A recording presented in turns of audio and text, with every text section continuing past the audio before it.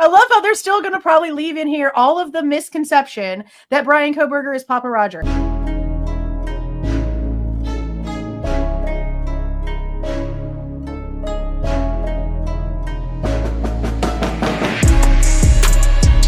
Hey guys, this is Jules with True Crime Reactions.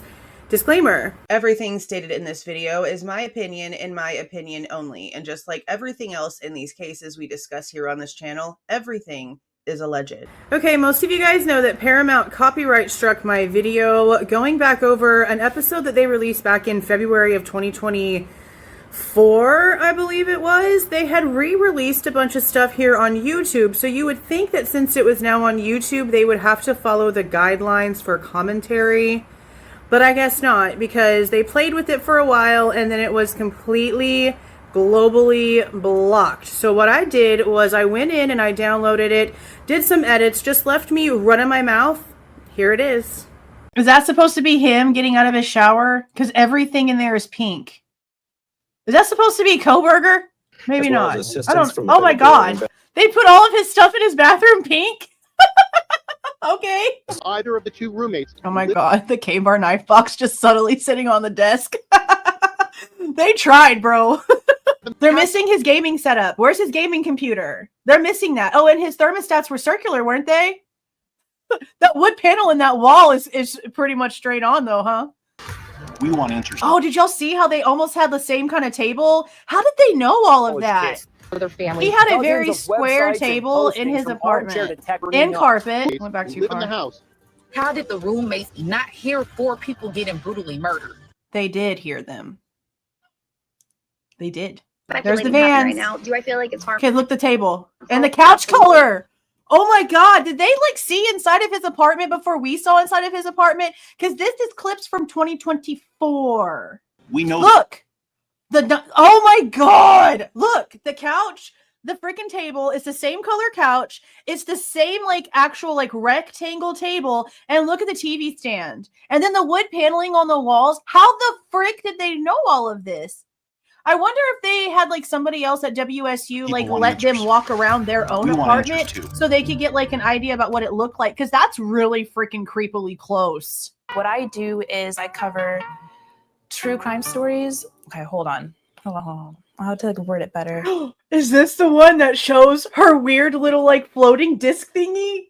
Oh, I hope it is. My first TikTok video, it was very artistic. Please show had it. a Stranger Things vibe. The iPhone 60. There it is. There it is. The last update before technology was discontinued in 2068.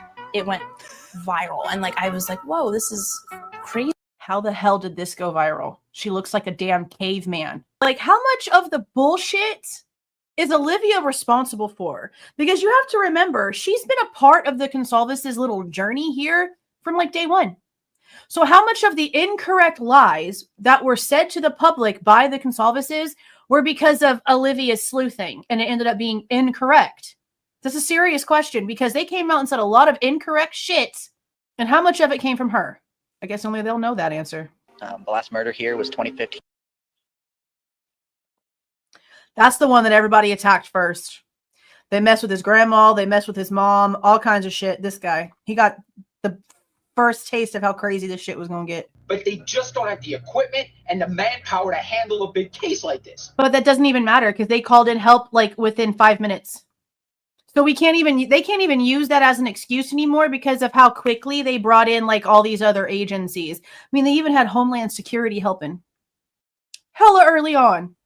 So that can't be an excuse anymore. We're past that. Kaylee was all packed up and ready to go start. Not facts. She was not packed. Her furniture and stuff was still in there. She only been staying at her parents' house for like a couple of weeks. And honestly, the reason is still unknown. The reason is still unknown, but we can just assume based off the reports, she had a real stalker. She had a real stalker where there were several different instances of this happening. Several different people knew about it. That's the only thing I can really think of is that it just became too much. And for some reason, they're just choosing not to like explain it that way. But her hesitance to go back and then finding out all of these stalking reports, that's what it seems like it was. They went to a taco truck. Not tacos. In the minutes leading up to her murder that she was scrolling through TikTok. the same platform. And see that TikTok thing, that's why I want them to just release the forensic download information. Like, I don't need to read everybody's text messages and all their private stuff, okay? What I want is timestamps, like proven timestamps. Because again, time zones don't change the minutes. Time zones only change the hour. So when it came to the original information, 4:12 a.m. is whenever they claimed was the last physical activity that Xana had on TikTok. But then the self-authenticating records came out, which is the evidence that was going to be submitted at trial. We saw the signed paper for the person at DoorDash, for the person at TikTok, for the person at all these places that signed off on the information and provided it. And when it came to the actual timestamp being submitted for evidence at trial, it wasn't 3:12, which could have given them the time zone excuse, maybe. It was 3:16. That's not a time zone difference. That's a completely different time. That's an hour difference of a time. And they're just expecting us to not ask those questions?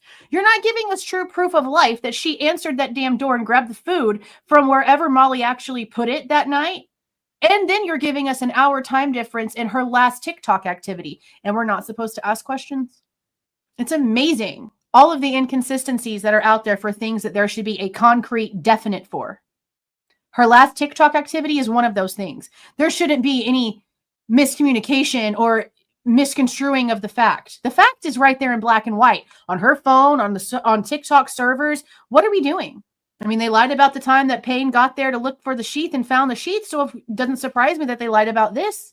And I also find it really interesting that the sign for the good vibes thing in the living room is right above that vent that they really seem to be paying a lot of attention to. I have a feeling that the way that the vent looks is most likely the reason why they kept asking a couple of the girls as friends if they knew of any large quantities of things that were moving through there. There's reports of this guy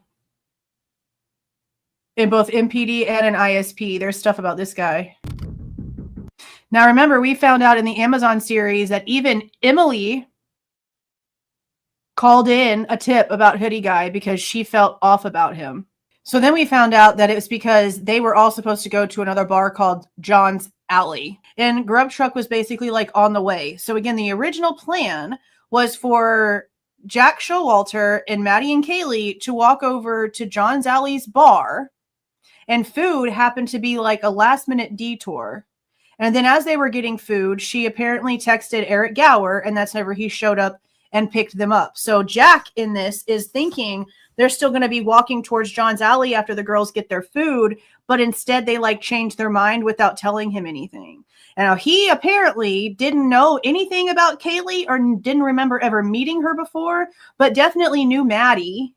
He has kept that story the whole time. And considering they're grown-ups that do their own thing and they don't have to hang out together all the time, it doesn't honestly surprise me for somebody to know one and not know of the other. That's not really a big deal. But I do find it interesting that that was the dynamic that night, that he had just technically like met Kaylee that night, according to his story. And Maddie was somebody that he like knew from before, knew throughout school, and was more comfortable with. But knowing that they were supposed to go to another bar instead of the entire plan for them leaving to go and get food, because the way that they made it sound was like he was being the gentleman and escorting them out to the food, the grub truck, and then they got a ride and all these things. And that's not the case. He wasn't escorting them anywhere. He was going to party with them some more. And through all this document stuff, we still don't know what the hell was said to Adam. And you can't trust a damn thing that the Goncalves has said about what they think they know was said to Adam, because they've lied to us about Jack this entire time. They knew about that 17-minute call from day one. So I can't trust a word. I mean, it was already difficult to trust a word, and now I definitely can't trust a word. Oh, here they're bringing in Mama Roger. I love how they're still going to probably leave in here all of the misconception that Bryan Kohberger is Papa Roger. Let's see if they took it out. Now that they have came out and said, no, there's no connection, he's not Papa Roger, let's see if they edited any of their bullshit out of here. We know that the autopsies determined that it was likely all 4 victims who were asleep during the attack. The lie, bro. The straight up freaking lie. Disgusting. Disgusting. The way Kaylee was found and murdered, she possibly could have been the targeted person. That's where all that started. Now, we know damn well now that, yeah, definitely Kaylee's injuries were definitely different. what apparently happened to her face, I have no, like, what? There's no way that somebody could have inflicted all of that on her and not walked away with something. And you're also going to sit there and try to tell me that all that shit is going on and she's literally asphyxiating on her own fluids afterwards, and she didn't put up a fight? She didn't get somebody's DNA under her fingernails? Are we serious right now? I just don't see a world where that's reality. If she had enough oomph in her after all of that brutal attack to then asphyxiate on her own liquid again, there's no way. There's just no freaking way, bro. That's my biggest issue, is the damn pillow. Oh my God, the blood on that damn pillow. I'm trying to find something equivalent. My deodorant, I guess? It's like this size on the pillow. I don't see how. I don't see how that's, nah. Kaylee and Jack had been dating for 5 years when she broke things off with him. There were CARE reports that Jack had emailed the dean of students himself and basically said that there was some stuff that had gone on in his life that had significantly depleted his mental health. And then there was a checkup with that on the 4th, and he wasn't okay with it. Like everyone else is pretending like he was okay with it. He was heartbroken and depressed to the point to where people thought that he was on the verge of self-deletion, apparently, because they were really focusing on his mental health. Between 2:26 and 2:52 a.m., Kaylee called ex-boyfriend Jack 7 times. Her best friend Maddie called him 3 times between 2. And then we find out it's like 16 altogether, actually, and a 17-minute phone call that they're not going to mention here. The Goncalveses haven't mentioned, and no one's mentioned until we get a police report about how they finally looked through his phone. And, oh, look at here, a 17-minute call that started at 2:26. The call started in the 20s.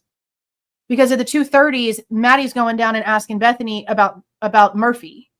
So I think I remember the 2:44 thing, but we have the documents that have gone back to like the 2:20s now with these calls. See, the thing about this too is I'm really curious if this just really did happen to be like the one time in passing that he talked to Maddie and Kaylee, or this isn't Jack.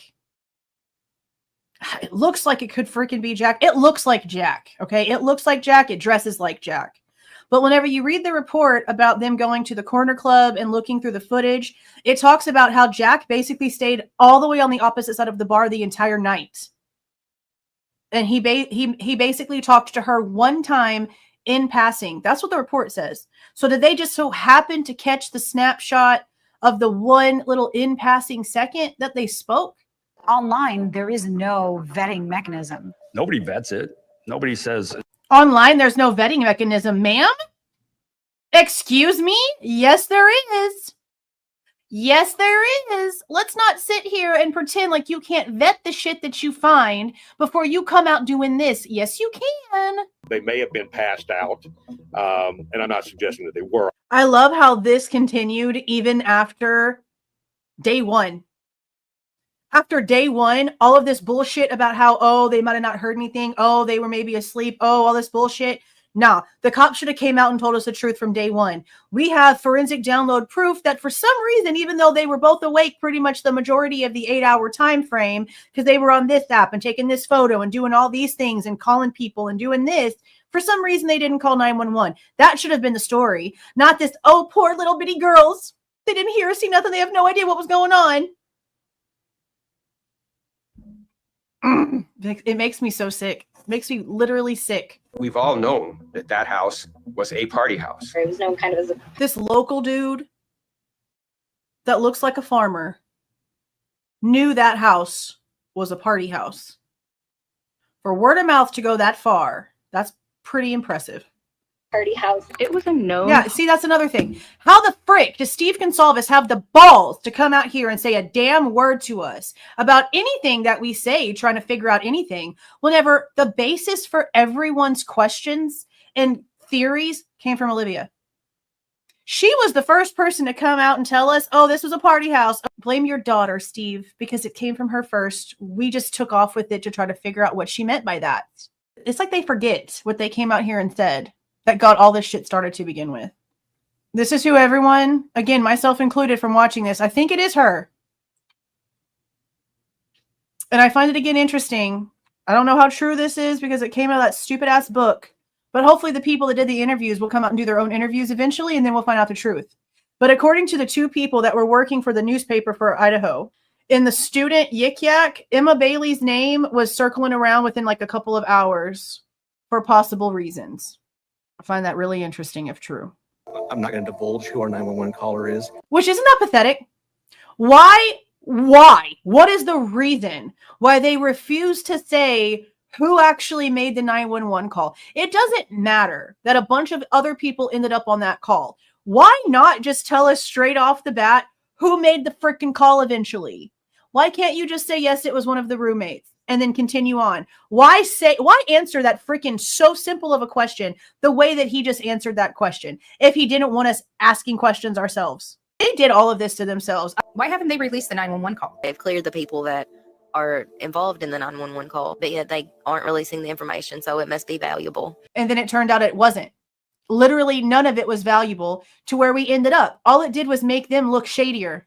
That was not one of the roommates. I don't think I said that it wasn't one of the roommates. I said that it was used with the roommate's phone. Why answer like this is a freaking quiz that you're just trying to like just give clues to without giving away the answer? Why can't you have just said, yes, it was one of them. Next.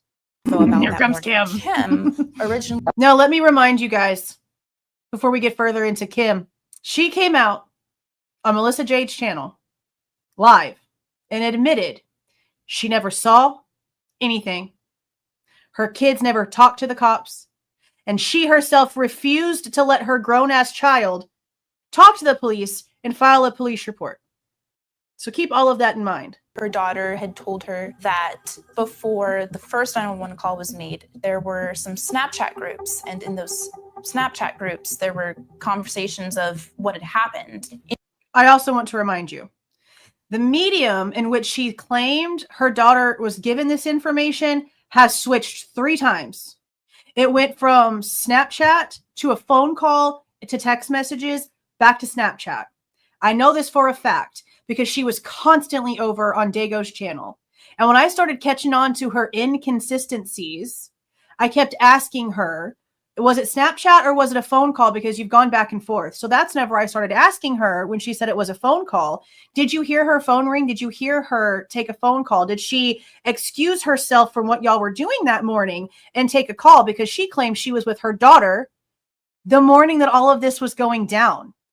That they were there for Parents Weekend at WSU, that she then picked up her daughter and her son, and they went out and they got breakfast and they went shopping for things that they were going to need for the rest of the semester until they came back to visit them again, or however that whole situation was going to happen. So I asked her, when she said it was a call, did you see your daughter take a phone call? Did she excuse herself? Was she standing next to you whenever she was on the phone? Like, how did that go down? Because she said it was a phone call and she kept ignoring the question. And then suddenly, magically, it changed back to Snapchat.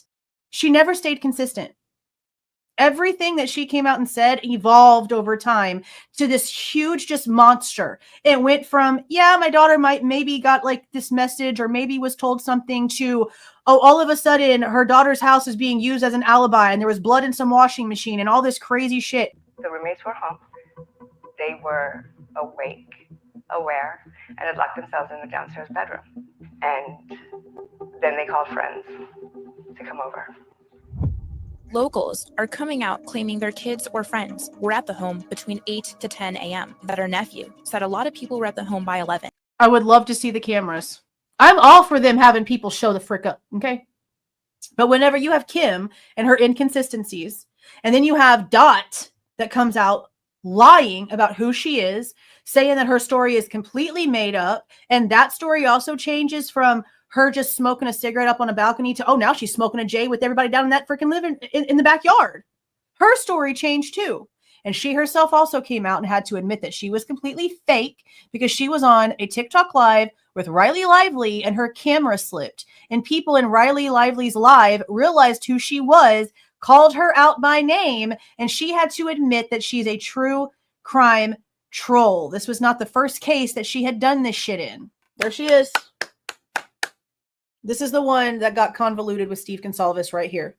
This is Brett Norton. Okay, let me just take it down. So then you notice that she stopped communicating with big channels like Olivia and started talking to smaller channels. She stayed away from all the big ones after this. Police are asking for the public's help, looking for occupants of a white Hyundai Elantra. Elantra between 2011 and 2013. We're looking for that car because we believe family that pisses me car off. was in And it's the coming area from their own during the time face. of the I'm just murder. reacting to their own words. Now remember, going through the Pullman documents, we see that they weren't looking for a 2013. They were looking for an 11 to a 12. And then Payne sent an email out on November 27th with an internal BOLO that wasn't supposed to be released to the public that then changed the years to the 11 to the 13. But originally it didn't even go up to the 13. So that was kind of like cop word of mouth, I guess. Because they were going around trying to like secure footage from places and like all kinds of stuff for like just in case purposes in Pullman before the BOLO, which again, I do find interesting because they had nothing about Bryan until the 19th of December, Moscow. So it's interesting. Why are you showing Home Dude with Bryan Kohberger's Carfax up before we've gotten to that part? You saw that? It could have been a rental vehicle. It could have been right here. They've got him showing Bryan Kohberger's Carfax. We're not even to the point where there is an arrest yet. So whoever edited this needed to pay more attention.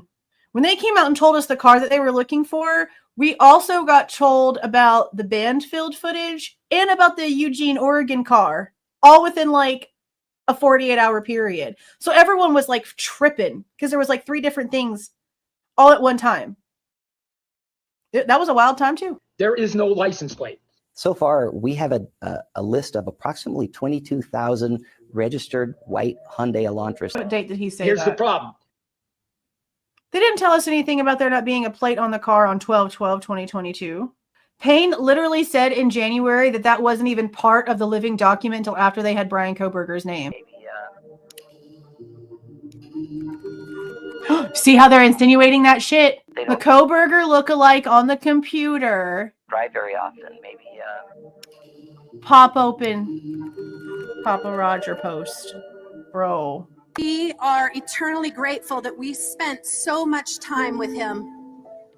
And I want to Before y'all started to erase his existence, you mean? The DMV lady pulled up their birth dates, and of course there's a third, kid. And the woman said to them, "Where's Ethan?" So they quickly were like, he's at work. I think they told a lie about where he was. They agreed from that day forward to tell people that they were twins.